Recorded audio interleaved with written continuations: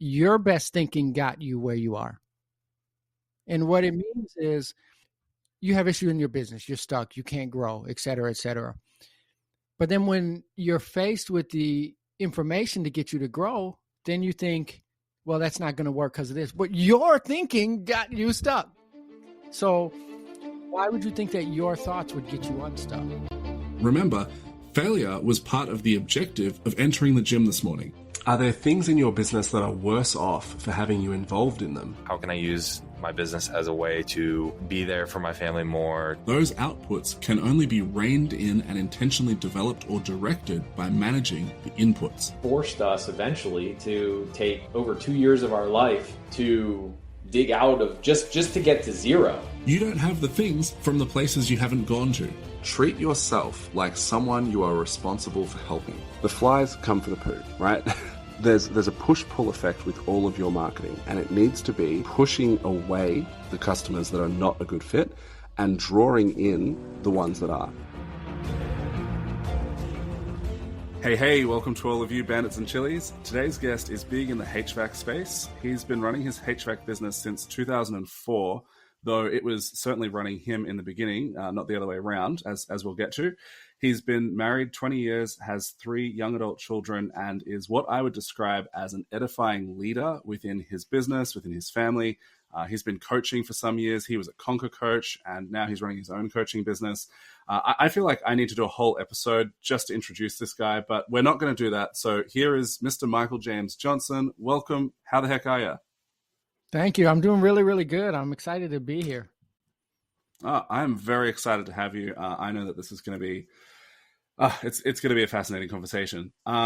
So let's start on like the boring stuff, and we'll talk about like the business side of things for a minute. Maybe first of all, let's like start with the coaching. How long have you been coaching? So I started professionally coaching in the beginning of 2022. So what is that? 3 years, something like that. I've been doing it.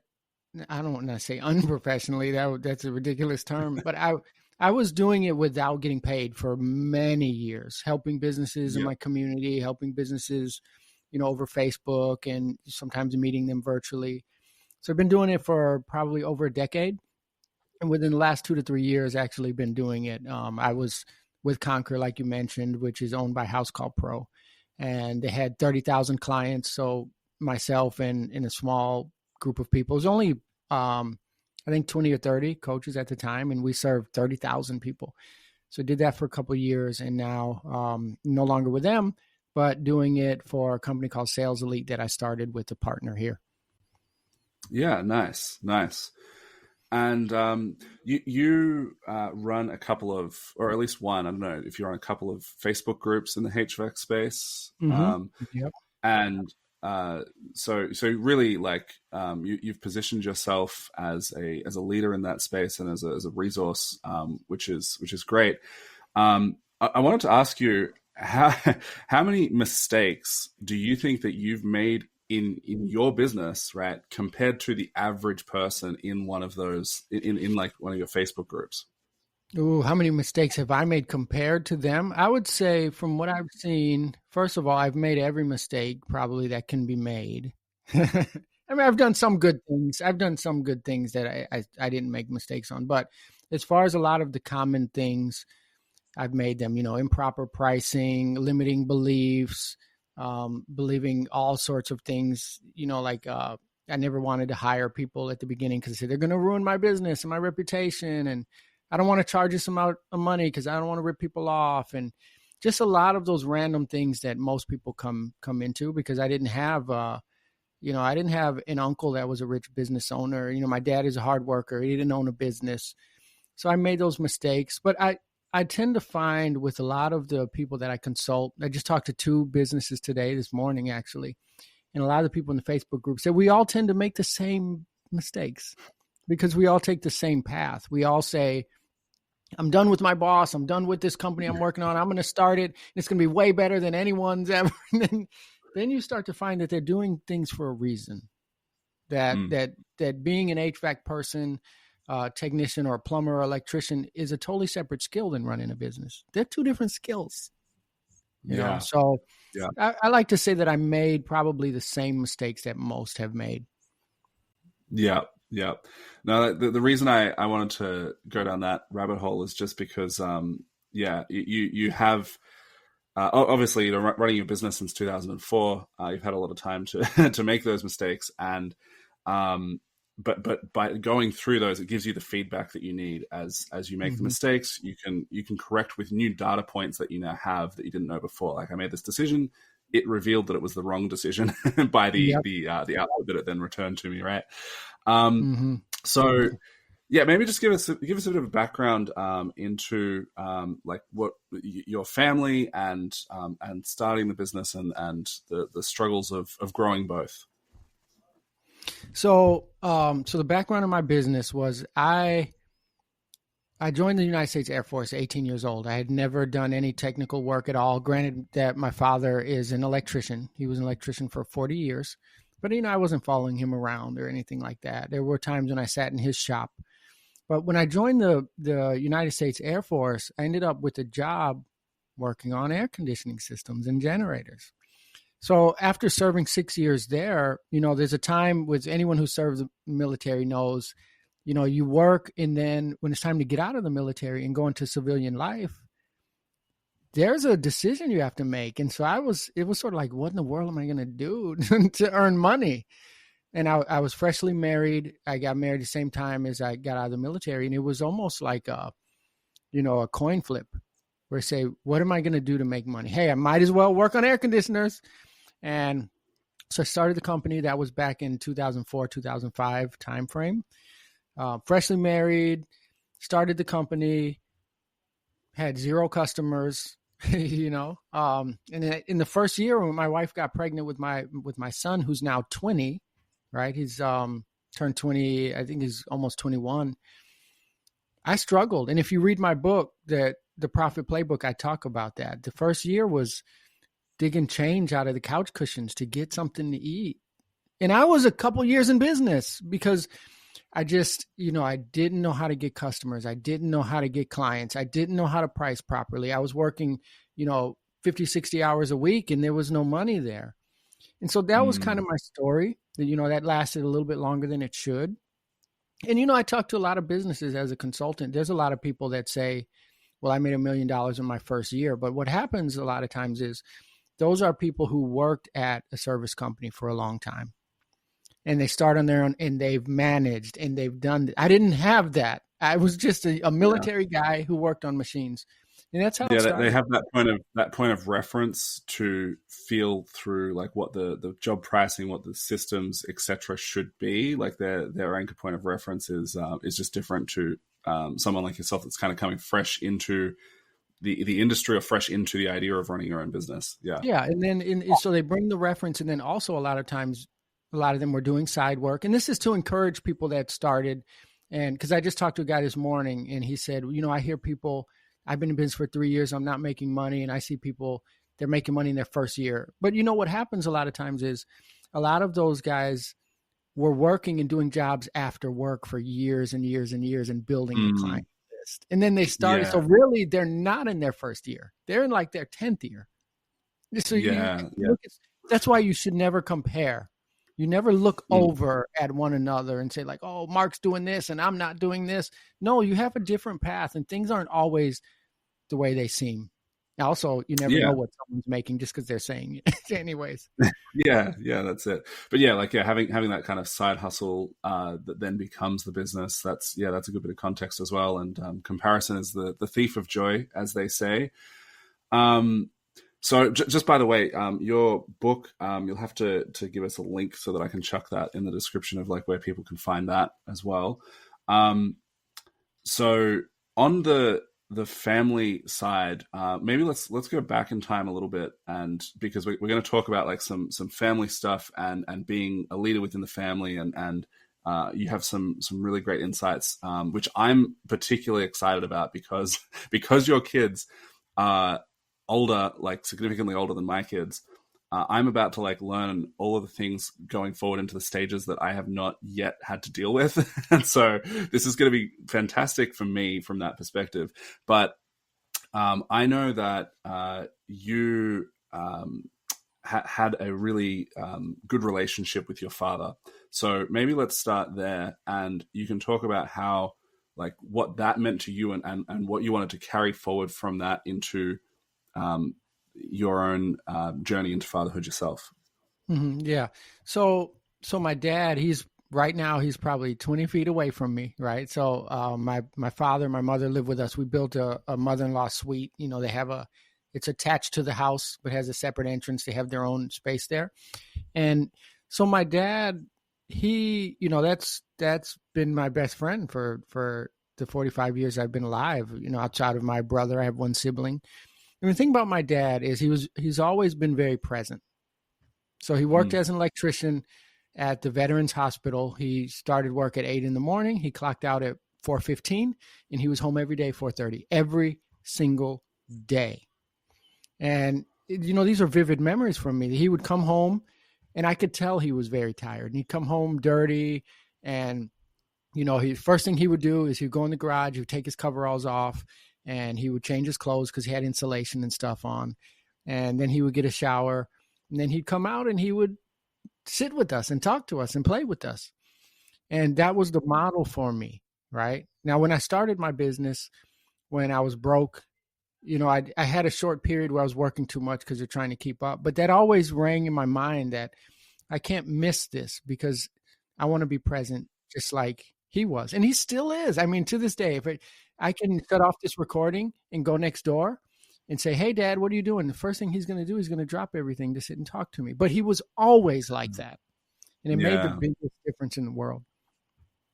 Yeah, that is, it's so huge because we have a need, pardon me, we have a need to be like seen and heard and all of those things. And really, like, as a young kid, getting that from your parents is just, it's so important. It's so valuable. And it does a lot for all it is to follow in terms of like how you see yourself in relation to others in the world and all of that sort of stuff. And so, yeah, having that background and context and that focus of, whilst there is a lot of things that I've got to be doing and I'm struggling and we're trying to find the loose change in the couch and work out where the money is going in this business and all of those things throughout those very real, very concerning struggles as you're doing that, having that in the back of your mind of, I need to be present for my kids. I need to show up for them and we can figure these problems out like simultaneously. So then with your kids, maybe just talk through a bit of like your thesis of the ages and stages of kids, because you've got like a really solid breakdown of like it's essentially, it's a plan, it's a map, which, as I said, like this is fantastic for me because it's like exactly what I need. But just talk through that, like what your idea of how to raise kids at different stages is. Okay, so this is my thought process is you always want to be ahead of the difficult seasons in your child's life. Okay. So, and by difficult seasons, in matter of fact, there was a really good documentary where they took a bunch of 11-year-old girls from different countries all over the world, and they filmed them over that year. And there was kids in India, kids in the United States, kids in Brazil, 11-year-old girls, all the same demographic.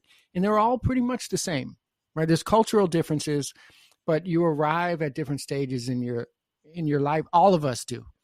And by difficult stages, you know, there's just different time periods that are hard, right? For boys, you know, you start to turn 16, you know, that's a time frame.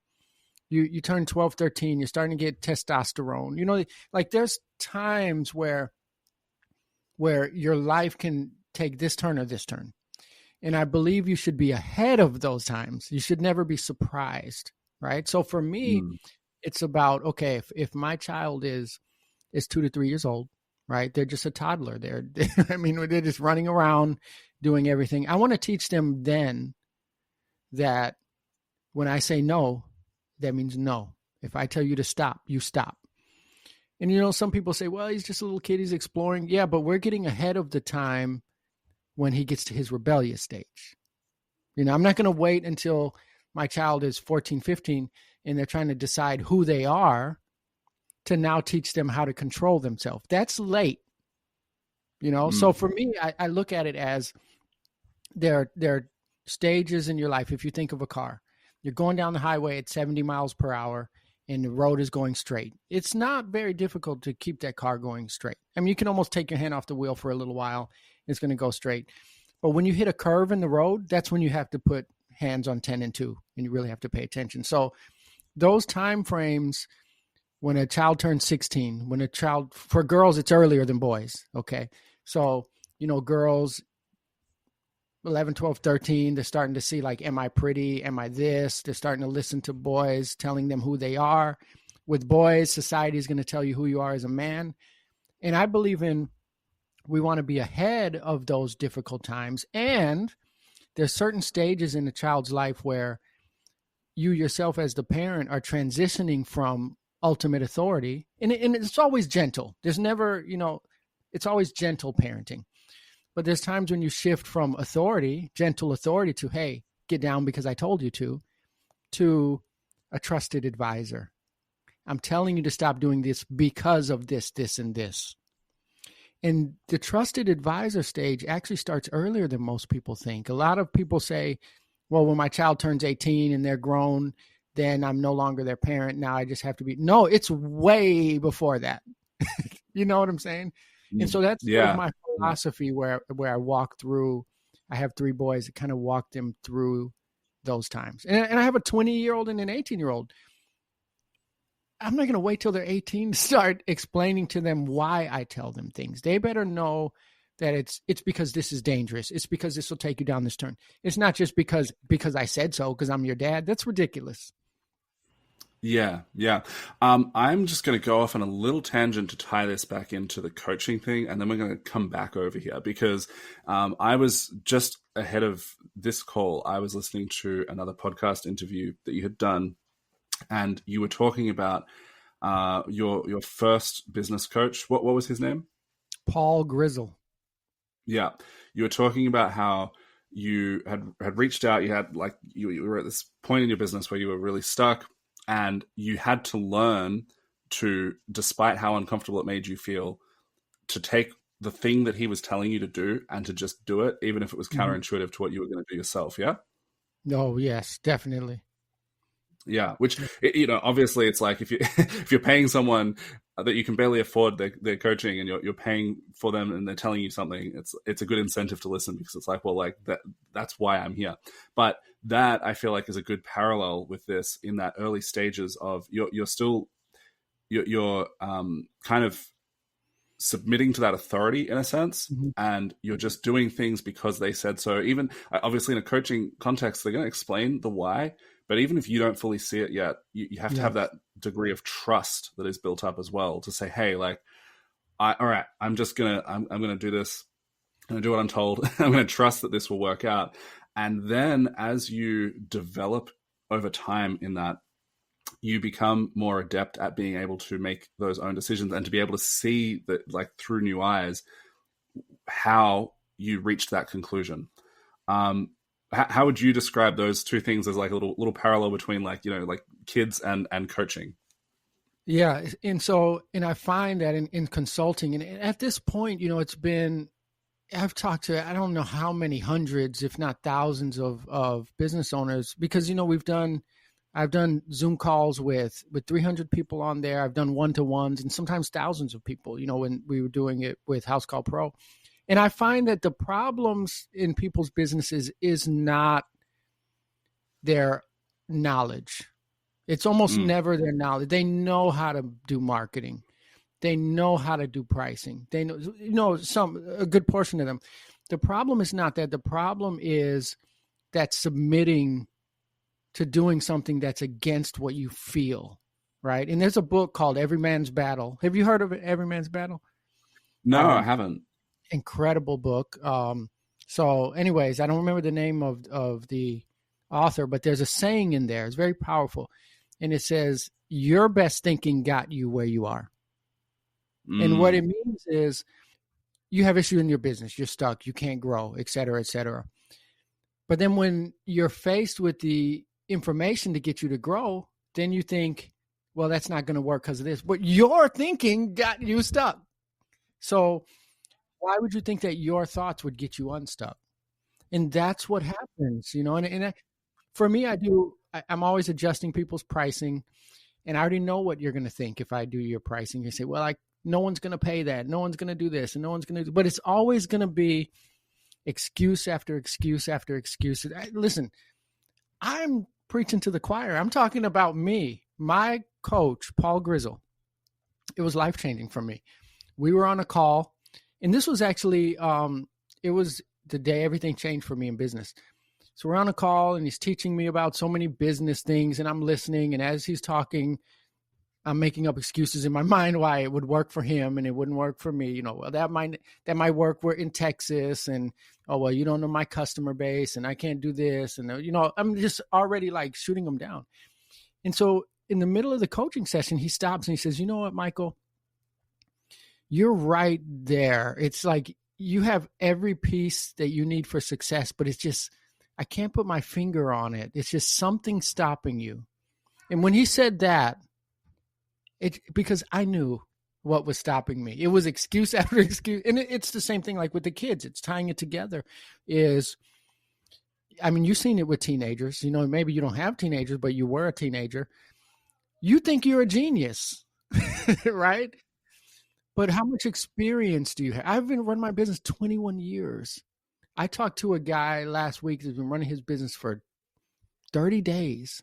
And everything I say, well, you know, I can't do this. And you want to shake these people and say, bro, you've got 30 days of experience. You know, but it's very difficult to go against everything that you know, love, and feel to grow. It's almost against human nature. Yeah. I mean, it's pretty amazing. Like I wish I could go back to knowing as much as I did as a teenager, because I knew everything, and I don't know, I lost that somewhere along the way. But it'd be good to reclaim that mystic knowledge that's just fallen by the wayside there somewhere. I always tell my boys, I tell my boys all the time is, I have a great relationship with them.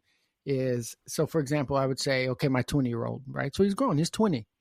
And then when you do things and then they feel bad because, oh man, I should have known better. And I think, okay, so you're 20. So you really only became self-aware probably like 4 years ago. Like, just 5 years ago, you were 15. So you're not even 20. As an adult, bro, you're 2. Don't feel bad. Don't feel bad for being 2 years old and not knowing. And, those are the kind of parenting things and business coaching things that you have to have between student and leader. Is it's okay to not know that. It's okay for the first time to learn something that should be basic. You're new at this. Let yourself be a teacher. And the teacher side, the parent or the business coach, accept the fact that you do know. And I struggled with that as a consultant for a long time. That's the imposter syndrome.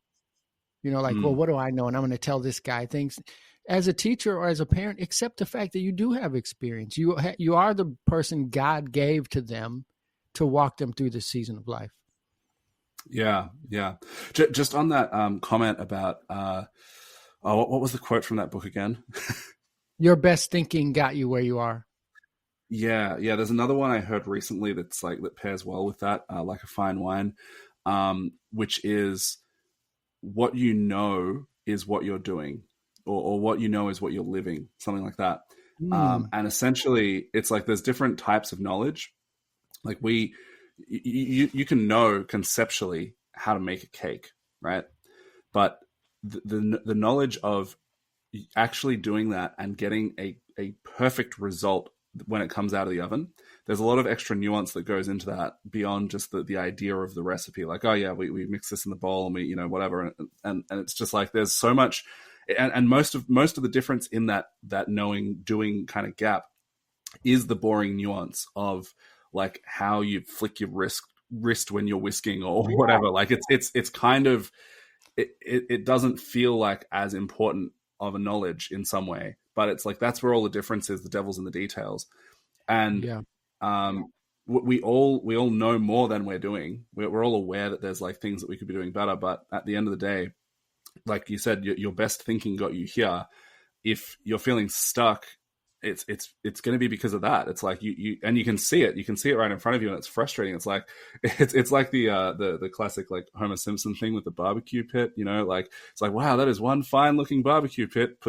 Puts the box down. Why doesn't mine look like that? It's that exact thing. Like we know how it's supposed to be per the recipe, per the instructions, but if the output is different, that's what's going on. There's just probably a lot of that little minutia, nuanced stuff, and coaching can really help you with that, and parenting can really help you with that. So bringing this thread back to the kids, from like, let's just say up to age 5-ish, in that range, you are establishing gentle authority, but it's essentially, you need to do what I say, right? And we're just like, we're setting the boundaries of life. A lot of the parenting at this stage in life is just keeping them from self-harm and from doing things that will cause their own demise. And then after that, like moving into the next stage, let's call this, like, I don't know, you can draw the lines if you want, but let's say like 6 to 10, that kind of range. How does that focus shift for you? Like what's happening there that you need to be anticipating the next thing, bringing it forward? What are you teaching kids at that age? Yeah. Okay. So when they're super young, I think the gentle authority, like, hey, sit down because I told you to, it doesn't necessarily have to be a reason, right? So that super young is just the fact that you're gonna stop doing it because I told you to, because that's you practicing how to deny yourself. That's what that is. A little kid has to learn, because you're not in this world, you're not able to do everything that you want. And that's a fact. Should it be that way? I don't know, but that's the way it is. You can't have everything. You can't drive by a house and it looks beautiful and you want to see what it looks like in the inside and go inside. You can't. Right? Right? So they have to learn they're very, very young. So if it's a matter of they want to jump on the couch and I tell you to stop, you don't have to understand. You just have to learn that there's things that you can't do whether you understand it or not. So it's a very early lesson. And then when they're moving, so at that point, when they're moving forward, then we're starting to get ahead of the age where they're going to start embracing their sexuality. They're going to start, embracing, they're starting to get hormones. They're starting to recognize what the world is telling them that they are, right? Because the world targets people at a very early age. You have these boy bands and these girl bands and these TV shows. They're not just entertainment, they're an identity, and they target a demographic. There's not a single show or cartoon or anything that any of our kids watch where there's not a board meeting where they say, what is the age range of the people watching? Oh, this show is for 10 to 15. Oh, it's targeted for your kids. Even the words, like I think this is true of teen and teenager. I think that was a demographic word. And then same with tween, right? That word, it comes from dividing down into demographics, from marketing, from all of this sort of stuff, right? So like, that's very much happening. Yeah, they're very much targeting you to sell you a product, which is okay. Who cares about the products?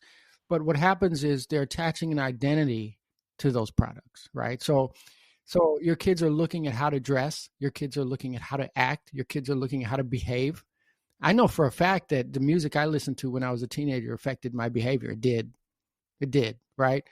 And so, but we want to get ahead of that. We want to be proactive, not reactive. So I never want to notice, oh, my kid is starting to act this way. Let me have a talk with them. There's going to be times where you're going to have to do that. But the goal is to look ahead and say, okay, how are they going to start acting? Let me start having a talk with them now. So if that's a girl, it's going to be, okay, she's 5, 7. She wears what I put on her, or he wears what I put on him. But then when they get to 12, 13, they're going to want to start adjusting those clothes a little. They're going to want to start hiking their dress up a little higher. They're going to want to start sagging their pants. I'm going to teach them that before that, because it's like the law of first mention. If I can get to them first, then they already have an idea of what it is when they see it for the first time. Or you can do the opposite. They can see it for the first time first, make an idea of whether they like it or not, and then you have to come behind that and unconvince them. So I think to answer your question in short, the identity conversation comes up, which is, who are they? So teaching your kids who they are, it should be a running thread from the time they're born all the way through.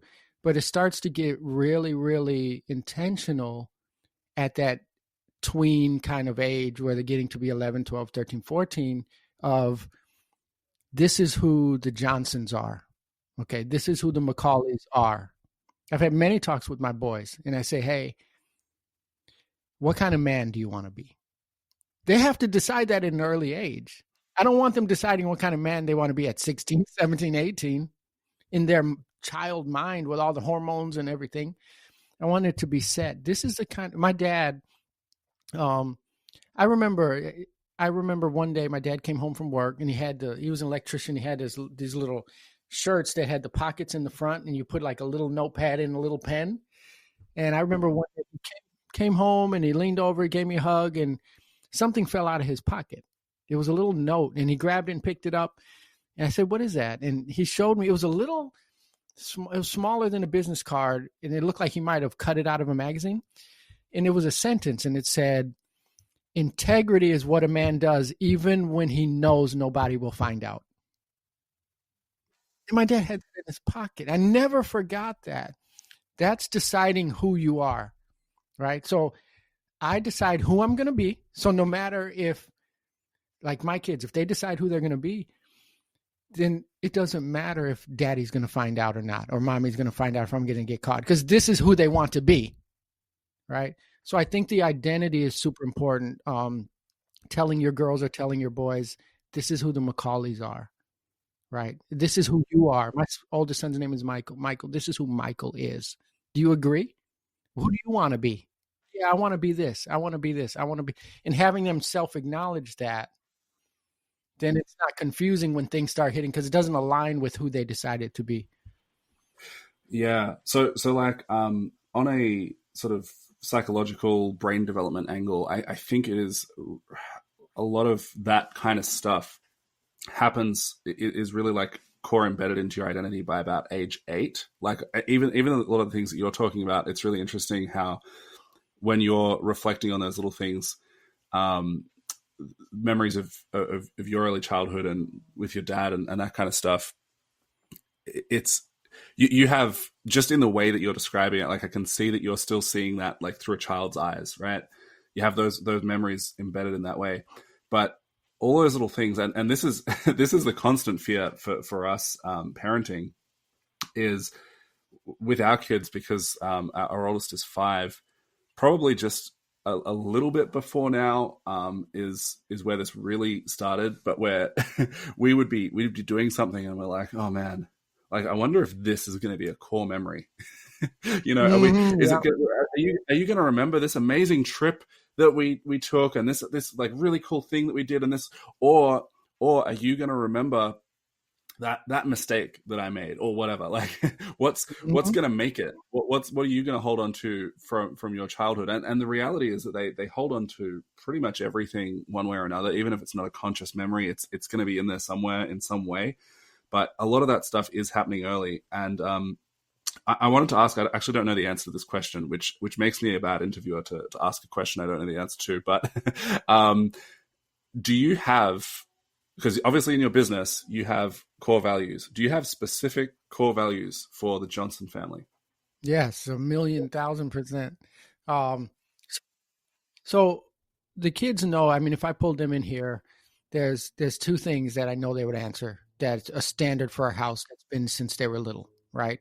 So number 1 is no direct disobedience. Okay. And a lot of this is not as applicable for the older one, the 20-year-old man, you know, but no direct disobedience and honesty at all times. Those were our 2 biggest core values. We've told them since we were little. You can make 1,000,000 mistakes. You know, if I tell you go clean the kitchen and you don't get it done all the way, whatever, you know, we're going to forgive you for that. You might get a F in a class. Okay, we don't accept that, but that's forgivable. Well, everything's forgivable, but you know what I mean. But the thing that we won't tolerate is direct disobedience and lying, because we can come back from a mistake, but if you choose to be a liar, we can't trust you, and that's not good character. So we've always pushed no direct disobedience and no lying. And then of course, our family is, we serve Jesus, we follow God. Now there has to be a decision that they have to make, that wasn't necessarily a rule. You will follow God. That's not going to work out for you as a parent. Anyone that's listening that thinks you can do that, it's not going to work. That's modeled. It has to be modeled and encouraged and taught so that so you're leading them to that decision. But yeah, those were the two biggest core values. And I'll just say something kind of on a separate topic from what you mentioned earlier. The core memory thing is real. Kids remember the most random things. On my son's 18th birthday, somebody asked him, like, what is your favorite childhood memory? And he mentioned something that I said to him when he was like 12. It was a random moment for me. It was nothing. That's his favorite childhood memory, which is why I think it's very important to go ahead and accept now as a parent that you must apologize to your kids if you do something wrong. And that's not in every culture. That's not, like, for me as a Black American, in most Black families, you don't apologize to your kids. Baby boomer generation before that, you just don't. Why do I got to apologize to my kid? And those are mistakes, because they're going to remember when you went off on someone in the store. They saw daddy yelling at that guy in the store or gossiping about something, or you know what I mean? They're going to remember that. But they're also going to tie that to when you came back and you said, hey, you know what? I went off on that guy in the store and that wasn't right. And I lost my temper and I lost it. And that wasn't right. And I'm sorry that I modeled that for you. Will you forgive me? That's important, because they're going to remember everything that you do. And when you make mistakes, you have to own them, even in front of your children. So anyway. Yeah, no, 1,000%. There's just like there's so many threads here.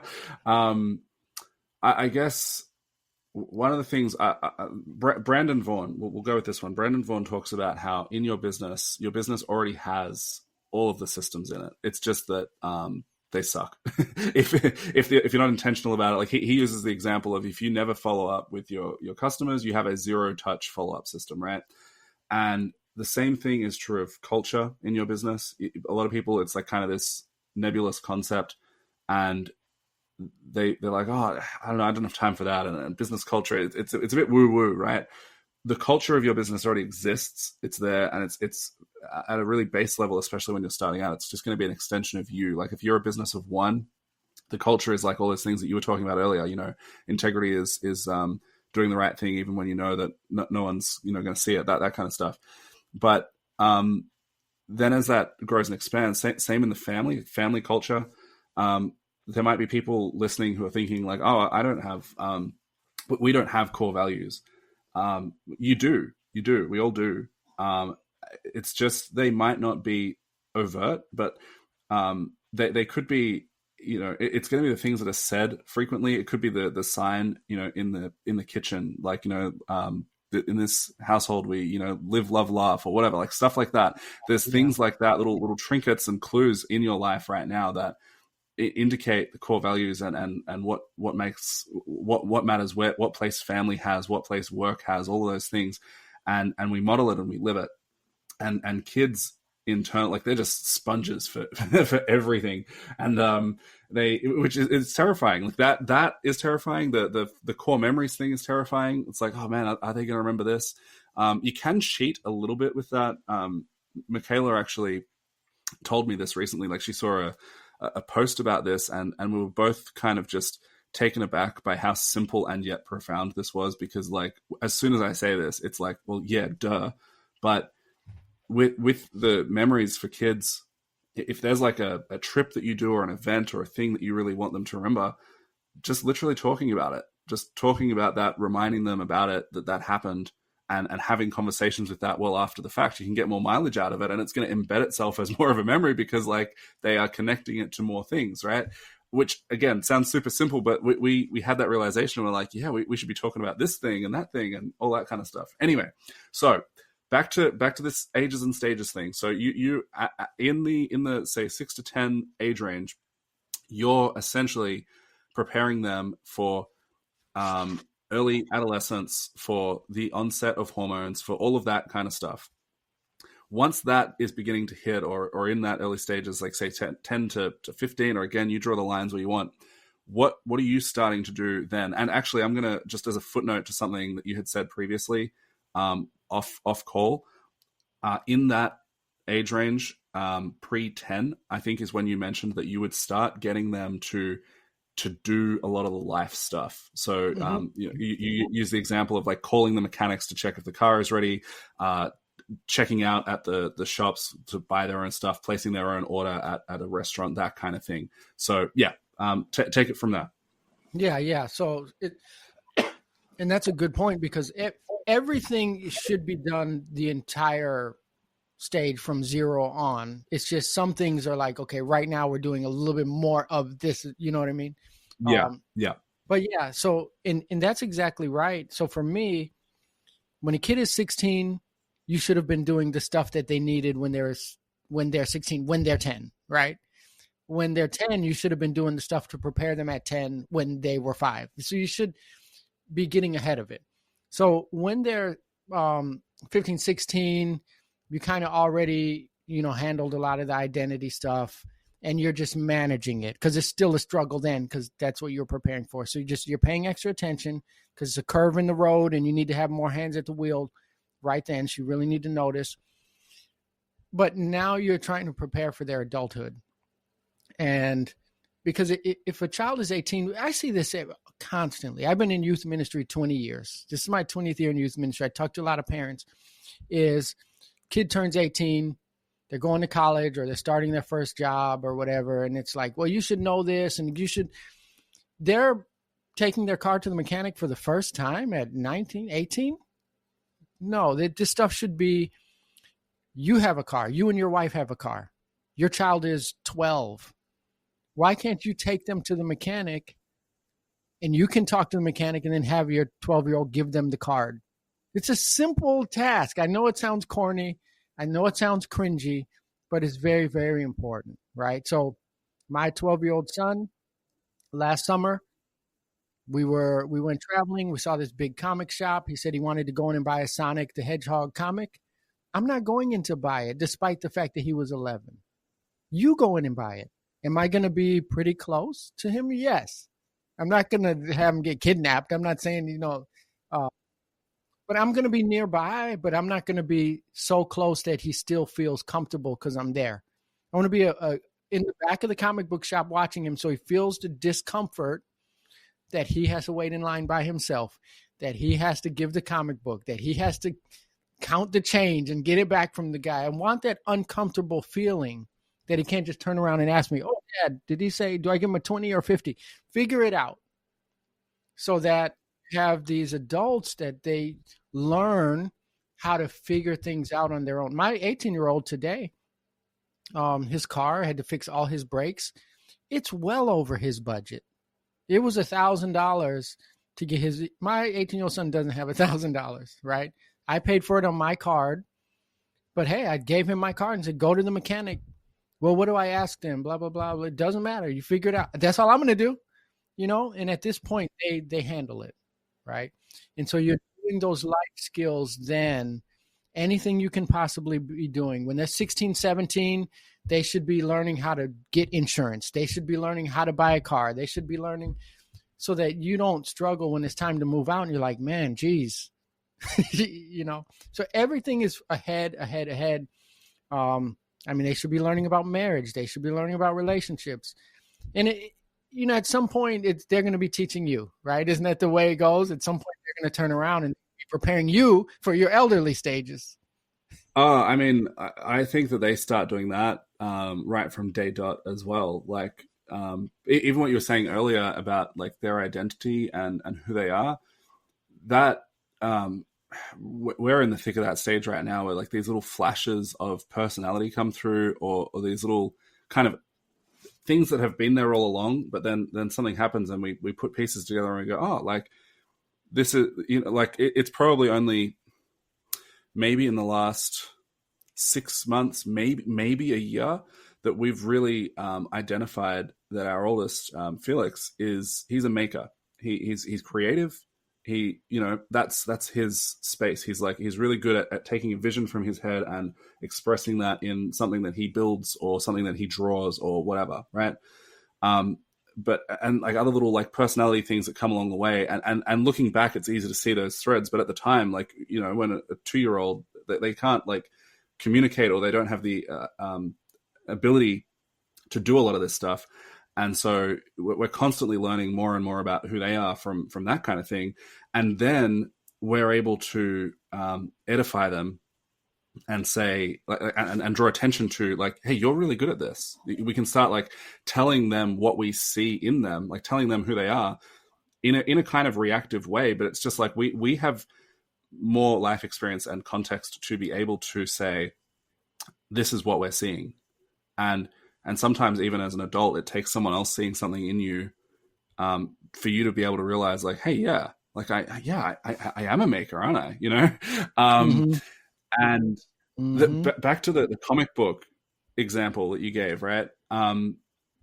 There's so many things that can happen in that situation, right? There's the discomfort of you know, being left alone in front of all the choices of the comics. And going, oh, do I want this one, or do I want that? Oh, I can only get one, and now I'm torn, and I have to make a decision. And so there's that. And then maybe the one that he wants is like too high up on the shelf for him to reach and grab it, right? And he has to ask someone for help. Or then he goes and he lines up, and it's this awkward thing, and then he pays for it, and there's like the whole communication side there. And then maybe they give him like the wrong change or something, and he gets shortchanged, and either he doesn't notice it, or he notices it, but he doesn't have the confidence to say something. Like, there's so many things that can happen there. And if you repeat that same thing over and over and over again from the time that they're, you know, 8 or whatever, by the time that they're an adult, they're going to have like all these like really embedded memories of, oh yeah, like I remember that time. Like, I remember when I was 9 and they didn't give me the right change, and I knew it, but I didn't say anything. And I'm like, they're never going to do that again. And it's like, at the time, it's probably like, it's 50 cents. But then they have that experience baked in from years and years of experience of this stuff, like you say, that they're going to need at a later stage. And now that's not going to happen to them when it's not 50 cents, it's like $500. The price on this invoice was wrong, or the scope had changed, and they have that confidence and that context and all of those sorts of things. I'm just, I don't know, like this is all like just so rich with all the things I'm really enjoying learning from this conversation. Pick at some of those threads. Like, I know that I'm kind of just picking at random things, but like, what are you thinking as I'm saying all of that, Michael? Yeah, no, I think it's amazing. And then what tends to happen is you end up having a leader, you know, because your kids are going to school. They're 16, 17. You're not there. They're in school. And what happens is they tend to be a leader in the classroom and a leader at school, because their peers are not doing all this stuff. You know, by the time you're in the 9th grade, the rest of the 9th graders in the school haven't paid any bills. They haven't paid the mortgage on your card and logged into the bank and see how much the mortgage is. They haven't called the electric company to see, like, hey, why is no one else in their school has done any of this? And what tends to happen is the cream starts rising to the top, where teachers and administrators and stuff start noticing, like, hey, this is a leader. And even the other students start noticing, like, hey, they start asking, and you're preparing them to embrace that leadership position just because they were uncomfortable. They got comfortable with being uncomfortable, you know?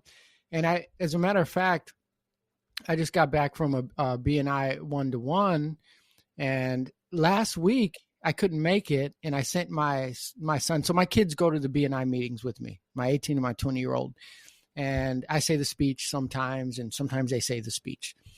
And this last week, I couldn't make it. And just randomly, I told my 18-year-old son, hey, can you go to BNI? And he said, okay, I got it. And so he went. I didn't even think twice about it because I couldn't go. It was random. And for those listening who don't know what BNI is, it's a business networking group, and you can only be absent so many times. And you have to make a little speech about your business. So today, one of the members said, when your son got up and did the BNI speech, he was so good. And he even said a little tagline in a jingle for the business. Well, the funny thing is, I don't have a tagline in a jingle in my business. Yeah. So So the funny thing was, he must have made it up.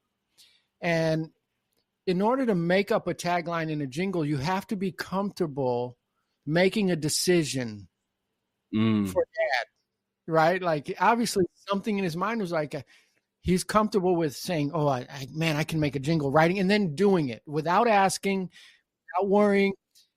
Now I got to go ask him after this thing, because this just reminded me, like, what's our new jingle? Yeah. Yeah, because I need to know. If there's a quiz later, I got to know what it is. Yeah.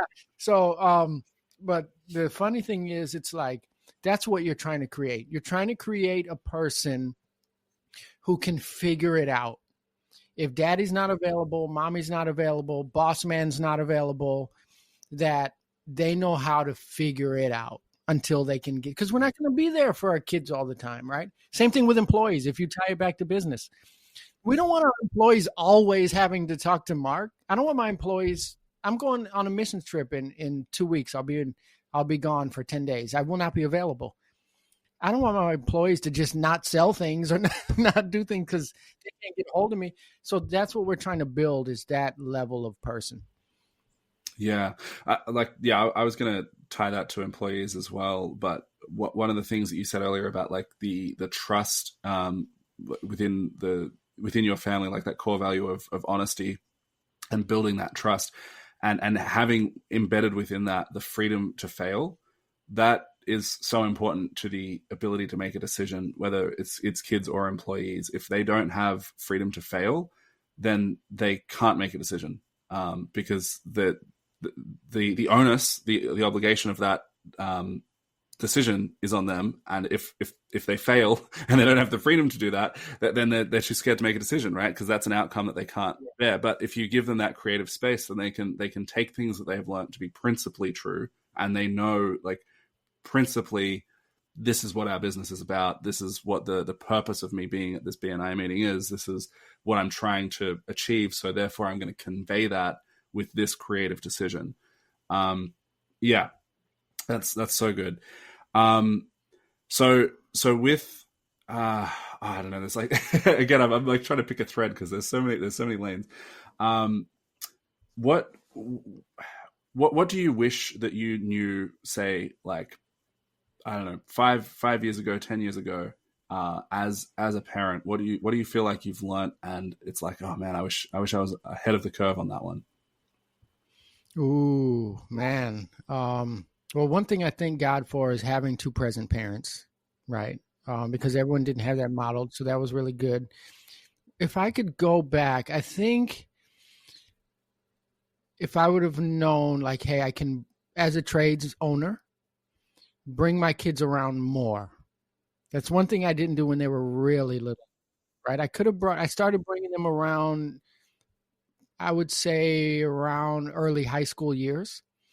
And it would have been nice to bring them around a lot earlier than that, right? Because I have to mold them and model them on like what dad does.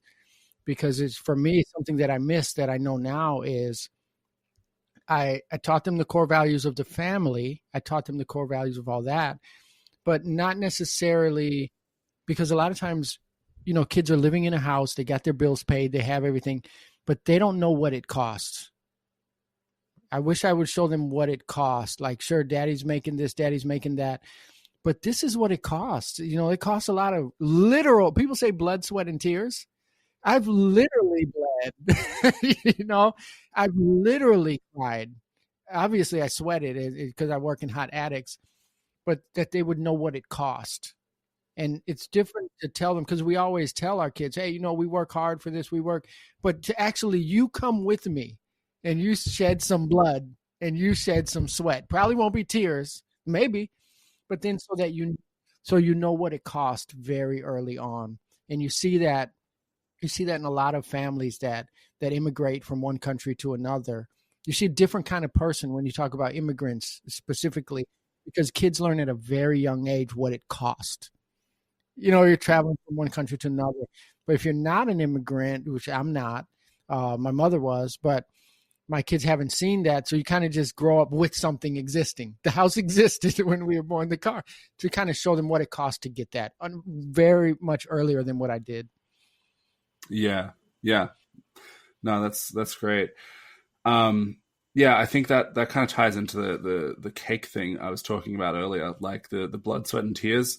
It's you can read a book about like recently I did a few episodes on Ernest Shackleton and the Antarctic expedition and all of that, and I was like researching that, and it's a fascinating. It's such a fascinating story, but I have no idea, you know. You can read a book about blood, sweat, and tears and hard work and struggle and whatever, but same thing, right? Like, so when you're telling your kids that you work hard for it versus when they go and they do some of the hard work, or they see the struggle, or they see what it's like when something goes wrong, and they kind of they feel a little bit of that stress. Like you don't want to you don't want them to be stressed, but like they just having that bit of exposure to, this is like the reality of the situation. Yeah. And I'll give you an example. I'll give you a really good example. So my oldest son, he was a basketball player. He doesn't play anymore, but he played all through high school and all through junior high. And they were the number one basketball team in North Carolina for a while into high school. He was playing on a high level. And the thing was, so recently we know a young person just starting out in high school playing ball. They're not getting the same results that my son was getting. He's a very good basketball player. And so he's not getting the same results. And so, my son is talking to him and asking him questions.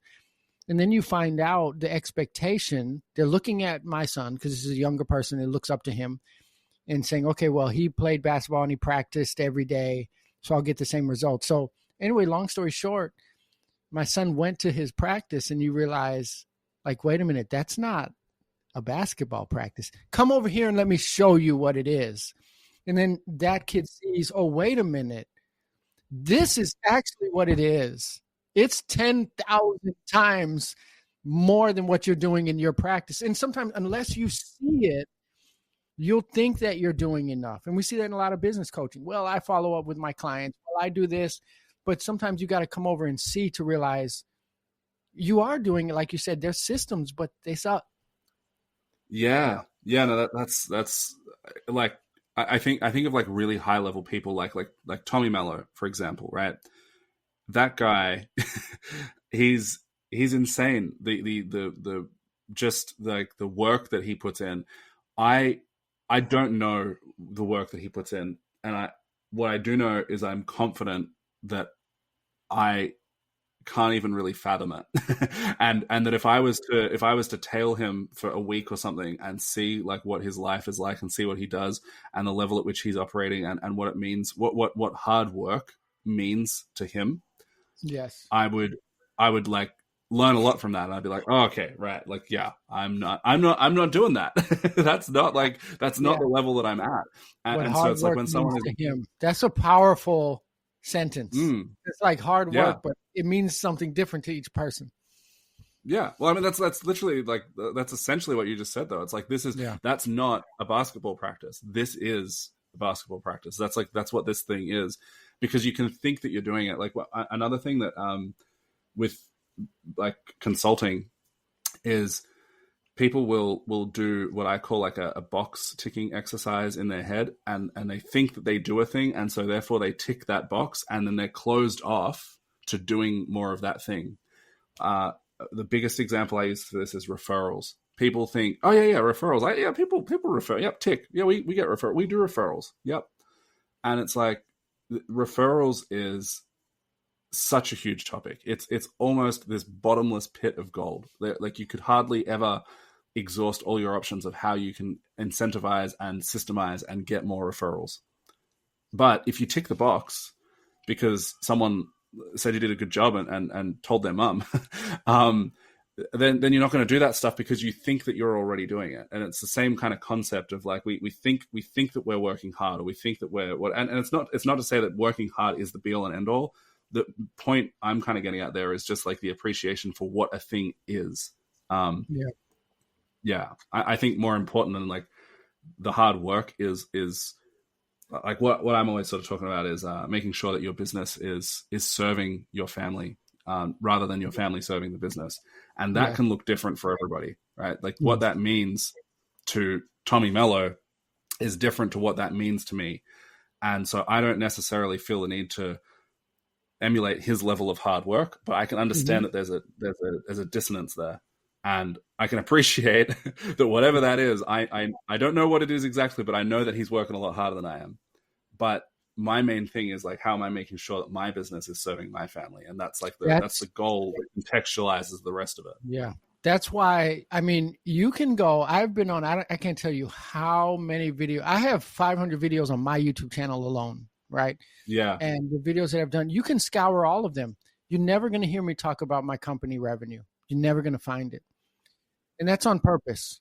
I do that on purpose. If people ask me, I will not answer the question. This is why, is I don't like the game of people comparing what I do versus what you do versus what Tommy Mello does, because revenue is not the goal of business, right? So for me, if you make $1 million and this person makes $5 million, this person makes 10 million, this person makes 100 million, but what does that mean? Does that mean you've been divorced 5 times and your kids have a bad relationship with you? And I'm not talking about Tommy Mello. I'm not talking about him. We're talking about business. I don't know anything about him. But those kind of examples, when you look over and you start saying, you should get to 2 million, you should get to 5 million, you should get to 10 million. I'm doing this. That's not important. For me, for my business is I don't work in the business. I don't leave my house. I'm with my kids. I'm with my wife. That's what I want. What do you want? And we can't, there's not a dollar number on there. Like Josh Latimer always says, find out what your why is. And then like, what does $1 million mean to you? Does that mean that you're able to spend time at home with your kids? Does that mean you get to take one vacation? That's what's important, right? Not just chasing the next million, 2 million, 3 million, 4 million, 5 million, 6 million. And that means going further and further away from your kids. I experienced that. There was a group of years where I found out years later. I mean, I remember I asked my wife, hey, we should take the kids to the zoo. They've never been to the zoo. You know what she told me? We went to the zoo almost every month for 2 years. I didn't know because I was working. That's not a win.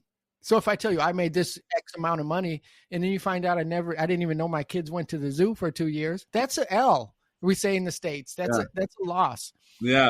Yeah. So it is about, what does it mean for you? How does your business and your goal align with your goal for your family? That's a true win, and it's not revenue based. Yeah, no, 100%. And yeah, I think that the metric side of it has some place because it helps people to give something to shoot for and to contextualize things in the same way that, like, if we could put a metric on, just to use that example again, like on the level of hard work when comparing a Tommy Mello or someone, if we could like really put a metric on that and say, oh yeah, that's an 86 and I'm currently operating at like a 43 or something. It's like, okay, that helps to contextualize it, but it's not easy to do that. We can do that with the revenue side of things. And so that can sort of help in some sense, but it is limited and then it becomes a distraction. Yeah. It shouldn't be purely based on the competition. I shouldn't get to 2 million because Mark did it. It should be, I want to get to 2 million because that means I have something to shoot for. So it's like the reverse engineering of like the goal of like what it is that actually matters. Like why are we doing this in the first place? Yeah. Let's talk about just for a sec or like, well, for as long as you want really, but on the marriage front, so your wife is Trinae, right? Mm-hmm. Yep. Yeah. So same kind of question I just asked. Like, maybe let's go like all the way back. Let's go like you guys have been married for like 20 years, all the way back. What do you wish you knew about marriage? Like, if you could go back and spend 5 minutes with your younger self, about to get married, what's the fatherly advice that you'd give to him? Oh man, if I could go back, I don't know if I was a very smart guy. I would probably tell myself. You don't know if you'd listen. Yeah. It's actually a really good scene. I'm a big Star Trek fan, and in one of the new Star Trek movies, young Spock gets to talk to old Spock, and it's one of my favorite scenes because that dynamic is very powerful. And I would go back and tell myself, first of all, I would say, you need to listen to hear what the person's saying. Don't listen waiting for her to finish talking so you can respond to what she said, right? So don't listen to respond, just waiting for your next turn. Listen with no response, with no intent to say anything. Just listen to hear what she's saying, right? Because if you listen to hear what she's saying, you might realize you don't have a need to respond. You just need to adjust your behavior. I would tell myself that. I would also tell myself, to be as open and vulnerable as possible. If you feel hurt, just say it. Hey, you know what? I felt hurt when you said that, and that's why I reacted this way. And the reaction that I gave to you, you didn't deserve it, and it's not an excuse, but I reacted that way because I felt hurt. You got to give your spouse a chance to adjust their behavior. And if you shut out and don't say anything, they don't have a chance. And if you're shut out and you're not listening, you don't have a chance. So in my last, because we've been married 21 years, in the last portion of that, it's been a beautiful, transition, especially for me as a man, because of testosterone, right? Pride, the need for respect. It's been a journey into being vulnerable and saying, you know what, I feel a little sad today because I feel business isn't going well and I feel like I'm failing. Or, I feel hurt when you said this. Those things aren't as normal for all men as it is for some men. I have a baby boomer dad who's born 1949. Do you think, you know what I mean? But to learn like how to just be as open as possible, I would teach myself that. And I would probably, if I had one sentence, I would just say, Michael, get over yourself. You're not that important. That's great. My wife actually recently sent me a link to a podcast, and they were talking about girl dads and basically how how important modeling as a father figure to a daughter is in particular, because like she's essentially going to grow up, and even when she's in her 20s or 30s or whatever, what she's looking for in a husband is basically going to be 90% modeled on what her relationship with her father was. And one of the points that they made was just like when your daughters come to talk to you, to tell you something, to speak to you, just like giving them that full attention, right? And I think obviously the same thing would apply like to sons as well, but there's differences in terms of like the social expectations and the internalization or whatever. But like for girls, having that expectation of I deserve to be heard, and that sort of self-worth angle was really the point that they were trying to drive home. And I recently, like I try and keep that kind of thing in the back of my head. The other day, my daughter came into the office, which, like they're not really supposed to do that. It's like if I'm working, that they're supposed to at least knock. They're really supposed to just my son broke my door down and yeah. It's it's the boundary, but it's kind of a suggestion anyway. So she's come in, and she's just said, she said to me, "Hey, Dad, do you want a sticker?"